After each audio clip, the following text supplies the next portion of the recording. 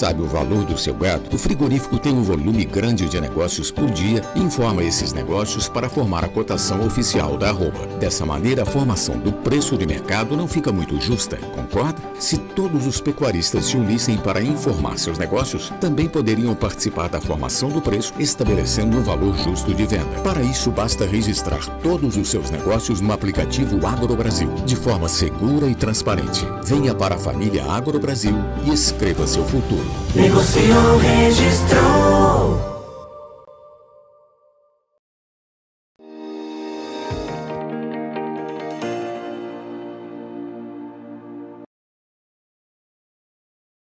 Olá, muito boa tarde a você que está conosco aqui pelo Notícias Agrícolas. Estamos começando o nosso boletim do mercado do boi, excepcionalmente nesse horário, porque a gente teve um boletim especial na parte da manhã, mas estamos aqui para falar desse mercado tão importante e mercado que tem algumas mudanças de fundamentos a serem observadas aí e já começando a ocorrer. Quem conversa com a gente hoje, quem traz mais detalhes e principalmente quem traz cenários para a gente sobre o que pode acontecer com esse mercado é o meu amigo Wagner Yanagizal, analista de proteína animal lá do Rabobank. Seja bem-vindo, obrigado mais uma vez por estar aqui com a gente, Wagner, e nos ajudar a entender um pouquinho dessa dinâmica de comercialização e precificação da arroba do boi. A gente tem alguns fatores novos aí no mercado que precisam ser analisados até para a gente poder entender o que impactos eles podem trazer aí, principalmente para a precificação da arroba. Estou falando do dólar, estou falando da maior oferta e estou falando de demanda chinesa. Gostaria de começar te perguntando sobre isso. Qual a importância desses fundamentos e a importância da gente estar atento a eles nesse momento e como isso pode influenciar no cenário daqui para frente. Seja bem-vindo, Wagner. Boa tarde, Alexander. Obrigado mais uma vez pelo convite. Obrigado pela atenção de todos que estamos assistindo. Bom, de fato, a gente está começando o ano onde a gente vê um cenário de dicotomia forte entre mercado externo e mercado interno, né, muito diferente também do que a gente tem visto nos anos anteriores, mas de uma forma especial esse ano com relação às exportações, né? Após a suspensão da China, a gente viu, né, um desafio aqui dos exportadores para tentar encontrar novos destinos para mitigar essa oferta, e com o retorno da China a gente vê que os outros destinos, né, eles acabaram mantendo os volumes de importação, então a gente está vendo esses patamares realmente muito altos em termos de volume. Com os dados mais recentes aí de fevereiro, a gente está com um aumento em volume na casa dos 34%, e em faturamento de 61%, então foi o melhor fevereiro da história em termos de volume de exportação e faturamento, e os dados parciais de março mostram que a gente pode ter mais um mês de março aí entre os melhores também nesse quesito, né? Em contrapartida, a gente vê um mercado doméstico ainda em recuperação, né, após o feriado do Carnaval e esse primeiro trimestre que é sazonalmente mais fraco, mas a gente vê alguns fatores aí que está sustentando os preços basicamente por conta do mercado externo mesmo, né? Acho que uns pontos de atenção, como você colocou, a questão do dólar, é um ponto realmente de atenção em termos de limitação, né? Basicamente porque quando a gente faz um comparativo entre o preço, né, a cotação do real frente ao dólar desse ano em março, com relação a março do ano passado, a moeda está 11% mais forte, né? Então, quando a gente coloca aí entre os nosso índice, né, dos preços dos maiores exportadores, Brasil e Argentina continuam ainda se mantendo, né, como ofertando as carnes mais baratas no mercado externo. Só para pontuar, né, a Argentina, na nossa base de dados, $2,21 por quilo, Brasil na casa de 2,25. Porém, a gente vê que com relação aos meses anteriores, a diferença, né, de preços com relação aos outros mercados exportadores acaba diminuindo bastante. Outro ponto também de importância aí é com relação ao mercado chinês. Eles estão passando por um momento agora realmente mais desafiador em termos de coronavírus. Novos casos estão sendo notificados. A questão do programa interno, né, planejamento interno com relação à tolerância zero para novos casos, a aplicação de lockdown, acaba interferindo diretamente no consumo, principalmente nos canais dos food service. O ponto positivo dessa história é que, falando da carne brasileira, né, como a gente é o maior exportador de carne bovina para a China, nesse cenário de coronavírus, do chinês ficando mais tempo em casa, a gente vê incrementos de demanda também com essa adaptação, né, do hábito chinês de consumo em casa, elevando o consumo de carne bovina, principalmente dos cortes, né, de dianteiro, de músculo, que é o que basicamente o Brasil está exportando para o mercado chinês hoje. Então, isso traz um pouco mais de segurança, mas alguns pontos também tem que levar em consideração, aí, como eu disse, com o dólar, porque pode impactar negativamente na demanda. Ponto positivo são os outros destinos, né? Principalmente, acho que os Estados Unidos, um dos maiores destaques, estão tendo um aumento de demanda forte aí por conta de queda de importantes fornecedores como a Austrália, e o Brasil realmente está caindo muito bem em termos de volume, já que os Estados Unidos hoje aí já é o nosso segundo maior mercado. Então, é positivo aí as expectativas em termos de exportação, mesmo para o curto prazo, mas o grande desafio hoje mesmo continua sendo a questão da demanda interna e a queda do poder de compra, né, do consumidor. E a oferta, Wagner? O que a gente pode esperar da oferta de animais? Seria um terceiro ponto negativo aí para o mercado? Sem dúvida, a gente está num momento um pouco diferente hoje com relação ao segundo semestre do ano passado, né, já que a gente tem um incremento de oferta de participação um pouco maior dos animais vindo a pasto. Já vê melhoras de sinais de oferta, sinais de melhora de oferta em algumas regiões, não só desses animais, mas também dessa época, né, de descarte de fêmeas, também de vacas. Isso acaba incrementando a oferta.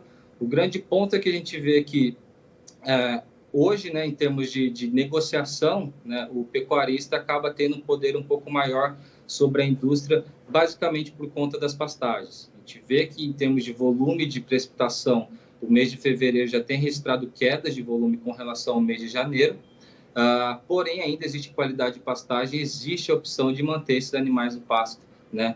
Então, acaba sustentando, né, segurando um pouco melhor os preços nessa época do ano, né? Mas à medida que vai passando o tempo, essa situação das pastagens vai piorando. Perfeito. Isso é sazonal também, conforme a gente vê a piora da qualidade das pastagens. Existe um incremento de demanda por suplementação que a gente sabe que está em patamares recordes agora, né? O preço da ração, no nosso indicador aqui, em fevereiro, atingiu o maior patamar da série histórica. Então, isso acaba virando a chavinha também em termos de negociação, porque acaba pressionando o produtor para elevar a oferta. A gente pode ver um cenário aí nesse sentido um pouco mais forte em termos de pressão de preço, mas também não acreditamos em quedas muito altas, né, de preço, principalmente em termos de competitividade, já que o frango e a carne suína estão recuperando os preços agora em março de maneira mais consistente, não só aproveitando da recuperação da demanda doméstica e das exportações, mas também para repassar esses aumentos de custos que para a ração, para eles, tem uma participação muito maior, né, de 70% a 75% dos custos em bolso, em comparação com a carne bovina, que tem um impacto muito menor, né?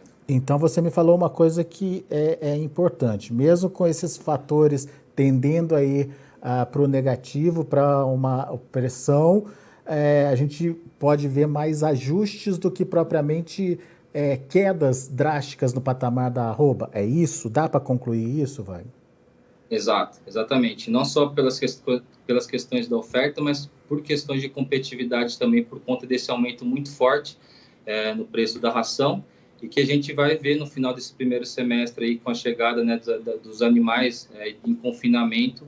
Isso vai acabar jogando uma responsabilidade realmente mais forte aqui para o consumo doméstico, né, às custas de estímulo ou não, né, de atratividade para colocar esses animais no coxo a um custo de produção mais elevado, né? Pois dentro desse aspecto, dá para imaginar que tem algum setor mais preocupado com essa questão do que vem pela frente aí, do custo da alimentação, da possibilidade de maior oferta, enfim, o que você destaca? O que eu destaco é a questão da instabilidade, né? A gente vê que a questão da valorização dos preços dos grãos, né, milho e farelo de soja, está muito ligada com essa questão do conflito lá na Rússia e na Ucrânia, que está realmente muito indeciso. Então, em termos de planejamento, né, o que a gente tem até conversado com os clientes não é muito diferente do que a gente viu no ano passado, né? Manter a planejamento no curto prazo, no mês a mês, porque de fato a gente vê um cenário de incertezas ainda que pode acompanhar o setor, que deve acompanhar o setor, pelo menos nesse ano, nesse curto prazo. E quando a gente fala em instabilidade, vale lembrar também a questão do mercado externo e as barreiras comerciais, sejam elas travestidas, né, de barreira sanitária ou ambiental, enfim, é algo que não está no radar, não tem nenhum grau de previsibilidade, né, porque depende muito do importador, e que o Brasil, não tenho dúvida, está exposto, né, a esse tipo de possibilidade, né? Então, isso incrementa ainda mais essa questão do planejamento, do uso de ferramentas como derivativos para proteção das margens, que o ambiente realmente está muito instável. Para quem achou que esse ano, inclusive eu me coloco nesse cesto aí, que estava esperando um mercado um pouco mais fácil, hoje em termos de desafio, a gente vê que o ano já começou com tudo, né? Então, em termos de instabilidade, em termos de proteção, acaba elevando essa demanda, sem dúvida alguma, pensando na saúde financeira da atividade. Agora, o Wagner, a gente tem visto algumas análises mostrando que, apesar da alta no custo, por exemplo, da alimentação, da dieta dos animais, o que seria um limitador, digamos, para um aumento de oferta lá na frente, por conta do confinamento, existe uma relativa vantagem aí da reposição nesse momento. Até que ponto isso estimularia o produtor num eventual confinamento ou propriamente numa troca de animais, numa reposição de fato nas propriedades? Enfim, como é que a gente tem que entender esse mercado e até que ponto ele pode mexer com a precificação? Perfeito. Bom, em termos de rentabilidade, quando a gente olha principalmente sistemas de recria e engorda, se for fazer um comparativo entre as margens com relação ao ano passado, esse sistema tem sido um dos mais impactados negativamente, né? Correto o seu posicionamento em termos de preço de reposição, né? A gente atingiu o pico de preços em abril do ano passado, a gente está assumindo uma tendência de queda desde então, de fato, os preços da reposição realmente estão um pouco mais baratos, mas quando a gente falou de terminação, principalmente pensando em confinamento, né, que é o que deve acontecer aí no final desse primeiro semestre, os preços da ração, como eu disse, estão em patamares realmente recordes, né? Então, vai depender muito de fazer aquela conta da ponta de lápis. Sem dúvida, o mercado externo vai ter margens mais positivas, atratividade melhor para colocar esses animais no confinamento, principalmente pensando em China, né, reduzir ciclo de abate. Porém, pensando em mercado doméstico, isso já fica um pouco mais desafiador, né? Será que a gente vai ter condições, né, em termos de recuperação de poder de compra no mercado doméstico para assumir esses custos mais elevados, né, do animal? Tem um fator positivo com relação à carne suína e carne de frango, como eu disse, em termos de competitividade, porque inicialmente a gente estava esperando que no segundo semestre desse ano a gente tivesse patamares de preços menores, né, em termos de oferta, principalmente com a chegada da safrinha do milho. Porém, com esse conflito aí na Rússia e na Ucrânia, né, limitação da oferta global, China está elevando bastante a demanda aqui no Brasil, a gente está exportando mais, então as chances de ver um segundo semestre com patamares de preços menores para a ração, realmente tem se limitado bastante.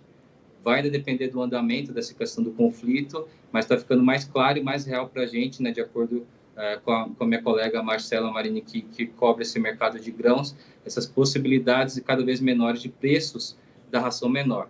Isso vai impactar diretamente no custo de produção de suínos e frango, mas para a carne bovina pode ser positivo por conta de competitividade, né? Uma diferença de preços menores entre essas duas proteínas acaba indiretamente favorecendo o consumo de carne bovina, mas claro que vai ser muito aquém do que um cenário de preços mais baratos, né, que possibilitaria também incrementos de produção através do sistema de confinamento. Muito bem. De uma forma geral, então, Wagner, a gente pode ver alguma mudança, alguma pressão, mas, enfim, nada que mude drasticamente em termos de precificação o valor da arroba. Perfeito. Eu acho que, sem dúvida, todo esse cenário internacional, os impactos aqui estão sendo bastante limitados. Rússia, realmente, ano passado, representou 1,9% das nossas exportações, né, muito diferente dos patamares de 2016, 2017, quando era o nosso maior importador. Então, em termos de perspectivas, aí fica um pouco mais limitado, né, os impactos aqui no Brasil com a pecuária de corte, e a gente ainda mantém, nesse momento, um cenário de recuperação, mesmo que limitado, na casa de 1% a produção em termos de volume, mas a gente ainda mantém esse incremento até o final desse ano. Mas, como eu disse, né, ainda tem um ambiente realmente muito instável, né, em termos de fatores que podem impactar não só ao lado da demanda, como ao lado da oferta. Então, vamos ter que continuar acompanhando mês a mês mesmo, questão de estratégia, questão de planejamento, porque a gente pode ver novidades aí no curto prazo, sem dúvida alguma. Legal.